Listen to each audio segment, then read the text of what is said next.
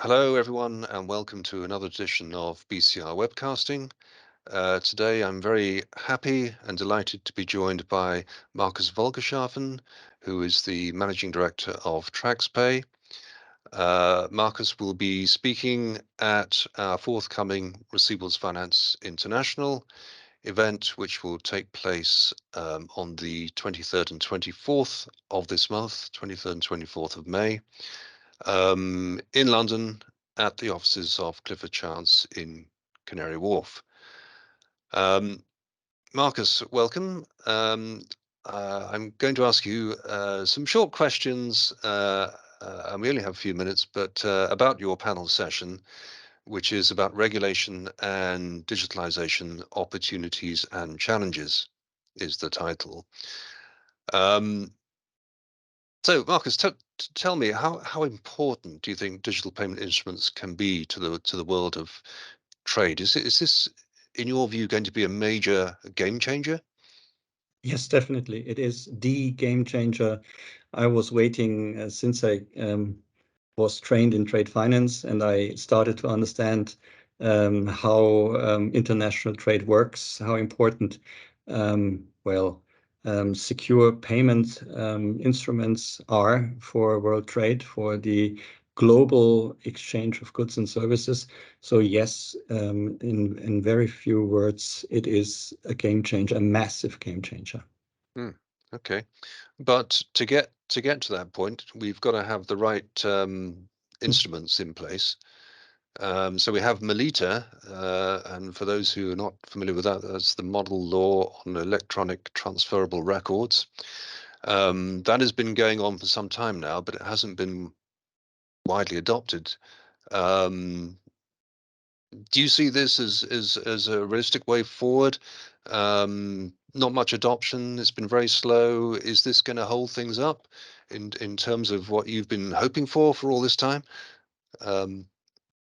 Yes, indeed, it did hold up the whole development, but for a good reason, because the model law is, as the name says, it's a model, and it becomes only law when it's ratified. And the adoption or the way of how many jurisdictions have accepted and finally or applied the MLETR was quite slow. I think the first interesting progress was made by Singapore in 21, and the real breakthrough was the announcement in the Queen's speech that UK would ratify the MLETR. Why is it so important? Because according to ICC and WTO records, some or more than 60% of all trade finance transactions, contracts, financing contracts are based on UK law, and any goods that are transported by sea freight are under UK law by 80%. So this is really crucial, and the law will be ratified shortly while we speak, more or less. Considering the fact that UK law, especially for negotiable documents, can be applied in any jurisdiction for any contract, this is really the major breakthrough that we were waiting for many years. And so this is the electronic trade documents bill. Yes, exactly. You're talking about now. Exactly. Which we're expecting to become law in the next few weeks, I think. Exactly, yes. True. So this should speed up the process, whereas Melita has been quite slow. You think this will be probably adopted more widely, more quickly, because of the widespread use of English style law around the world? Yeah, and the value it provides. Yeah, and you see there are quite a number of important instruments or documents, such as a bill of lading, that can be now transferred electronically. I mean, there were already companies out there who dealt with electronic bills of exchange without any doubt. Also, the EUCP for letters of credit existed for quite some time, but the real missing link, if you wish, between the physical and the financial supply chain, is a finance instrument that was used for centuries, and this was the bill of exchange. The bill of exchange was the reason why international trade flourished. It is a unique combination of a born order instrument, a kind of payment and finance instrument in one. And this allows now to overcome all the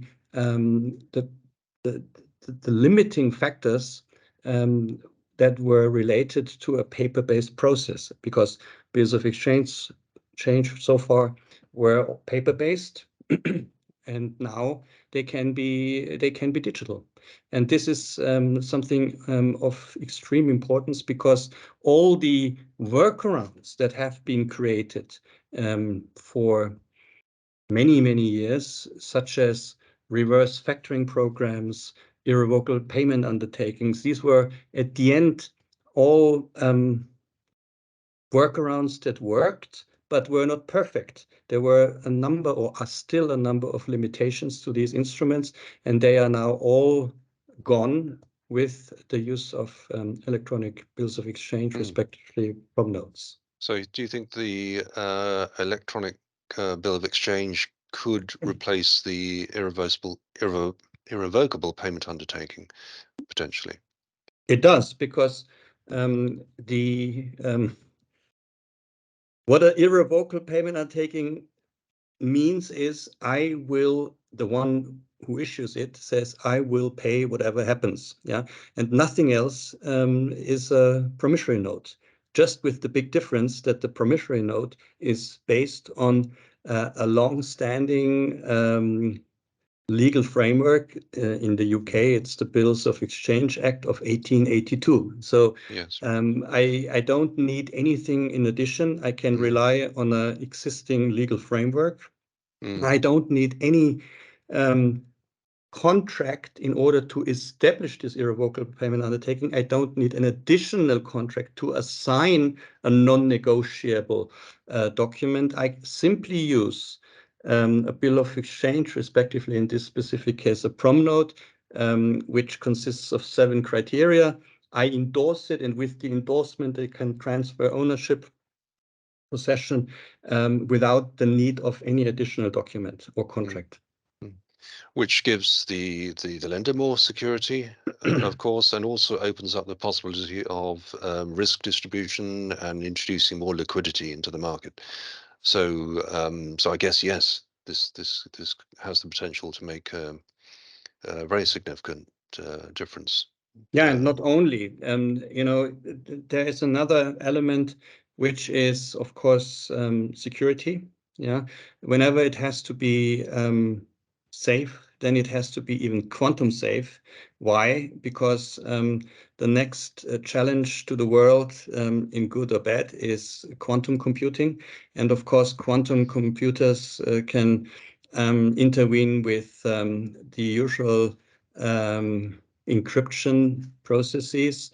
So you have to deal with quantum security, and for this reason, we are extremely happy that we team up with the market leader in military-grade quantum security, which is ARKit in the UK. And this is one element. So something has to be really safe and secure.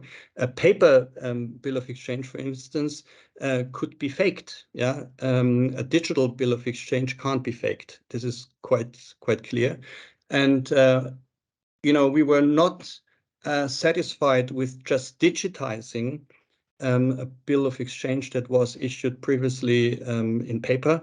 We add additional features to that, such as the info of every invoice that is settled with the respective bill of exchange. And this invoice information is encrypted as well, and gives additional comfort with respect to accounting treatment, that we are dealing with trade debt and not with bank debt, which is really important for reclassification challenges, which are not existing, since we can demonstrate that we deal with trade debts and not finance debt. I see. So it's not only digitized, it's also enhanced. Exactly. Well, Markus, we will look forward very much to hearing more from you and your fellow panelists at RFIx later this month. As I mentioned before, that's on the 23rd and 24th of May. And your session, Markus, just to mention it once more, is on regulation and digitalization opportunities and challenges. We very much look forward to that, Markus, and thank you again for today. Thank you very much, Michael.